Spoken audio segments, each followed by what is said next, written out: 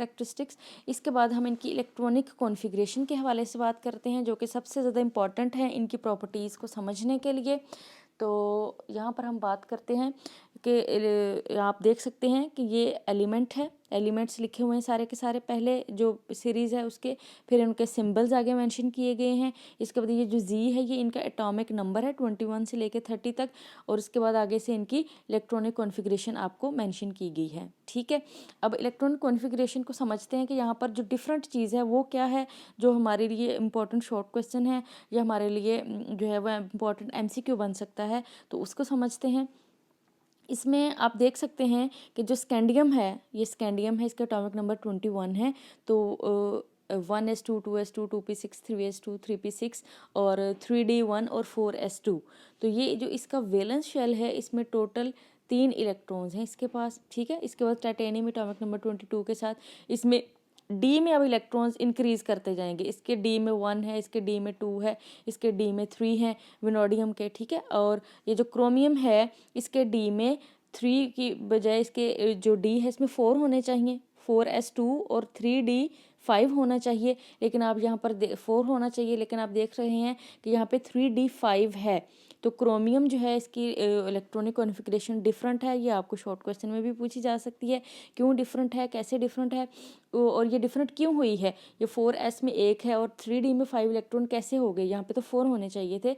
तो इसके रीज़न ये है, अब देख सकते हैं, अभी हम इसको मज़ीद समझते हैं। यहाँ पर ये देखें आप, क्रोमियम को यहाँ पे डिफरेंट कलर में मेंशन किया गया है। आप देख सकते हैं कि सब के 4s में ये 2 इलेक्ट्रॉन्स हैं। ठीक है, लेकिन जो क्रोमियम है इसके 4s में 1 ही इलेक्ट्रॉन है, जबकि जो 3d है इसके टोटल 5 इलेक्ट्रॉन्स हैं। तो बेटा हम बात करते हैं कि जो s ऑर्बिटल होता है उसमें टोटल 2 इलेक्ट्रॉन्स होते हैं, और जो d ऑर्बिटल होता है उसमें टोटल 10 इलेक्ट्रॉन्स होते हैं। ठीक है, तो कोई ऑर्बिटल कब बहुत ज़्यादा स्टेबल होता है और कब जो है वो स्टेबल नहीं होता, अगर एक ऑर्बिटल जो हो हाफ फील्ड है, हाफ फील्ड लाइक जैसे 4s है, तो इसमें टोटल 2 इलेक्ट्रॉन्स आते हैं, तो 2 का हाफ क्या है, 1 है। ठीक है, अगर कोई ऑर्बिटल हाफ फील्ड है या कम्प्लीटली फील्ड है या एम्प्टी है, ठीक है, तो वो बहुत स्टेबल होता है। चलिए एम्प्टी को हम छोड़ते हैं, हम सिर्फ हाफ फील्ड की और कंप्लीट फील्ड की बात करते हैं। तो अगर s में 1 इलेक्ट्रॉन हो तो ये तब भी स्टेबल है, और अगर s में 2 इलेक्ट्रॉन हो तो ये तब भी स्टेबल है। ठीक है, इसी तरह ये जो d वाला है इसमें अगर टोटल 5 इलेक्ट्रॉन्स हों तो ये बहुत ज़्यादा स्टेबल होता है। तो आप देख सकते हैं क्रोमियम का एटॉमिक नंबर 24 है, तो इसके मुताबिक d में टोटल यहाँ तक 4 इलेक्ट्रॉन आने चाहिए थे, लेकिन 4 होता क्या है कि इसका जो s ऑर्बिटल है वहाँ से 1 इलेक्ट्रॉन जो है ये एक्साइट होके प्रमोट हो जाता है और यहाँ पर शिफ्ट हो जाता है। ठीक है, जिसकी वजह से इसके जो 3d है उसमें टोटल 5 इलेक्ट्रॉन हो जाते हैं, और ये ऐसा इसलिए करता है क्योंकि इसको पता है कि अगर मैं ये d भी हाफ फिल हो जाएगा, 5 जो है ये 10 का हाफ है, अगर इसके अंदर टोटल 10 इलेक्ट्रॉन हो तो ये कम्प्लीटली फिल्ड होने की वजह से ज़्यादा स्टेबल होता है, और ये हाफ फिल्ड होने की वजह से, अब 10 का हाफ क्या है, 5 है, तो इस वजह से जो क्रोमियम है ये क्या हो जाता है आपके पास, स्टेबल हो जाता है। तो स्टेबल इलेक्ट्रॉनिक कॉन्फ़िगरेशन हासिल करने के लिए ये इसके s में से 1 इलेक्ट्रॉन प्रमोट होके यहाँ 3d में आ जाता है, जिसकी वजह से इसकी इलेक्ट्रॉनिक कॉन्फ़िगरेशन जो है वो 4s1 और 3d5 हो जाती है।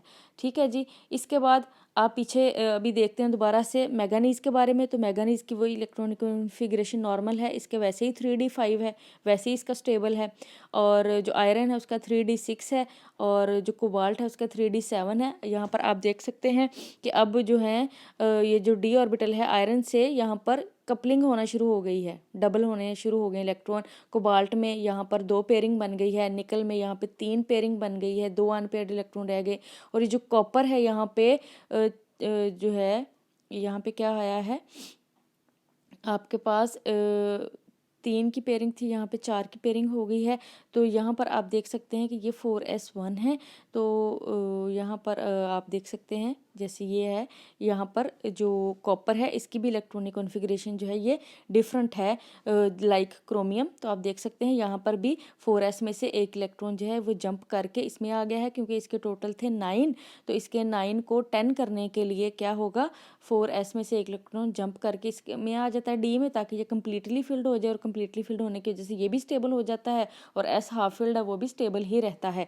तो इस वजह से एक इलेक्ट्रॉन यहाँ से जंप करके इसमें आ जाता है। तो कॉपर की और क्रोमियम की जो इलेक्ट्रॉनिक कॉन्फ़िगरेशन है ये डिफरेंट है, और ये याद रखने वाली बात है, और ये इंपॉर्टेंट शॉर्ट क्वेश्चन है, तो ये आपने याद रखना है। और जो जिंक है एंड पे, उस पर आप देख सकते हैं उसमें 3d10 वैसे ही कंप्लीट है, तो ये इसी वजह से नॉन टिपिकल ट्रांजिशन मेटल कहलाती है।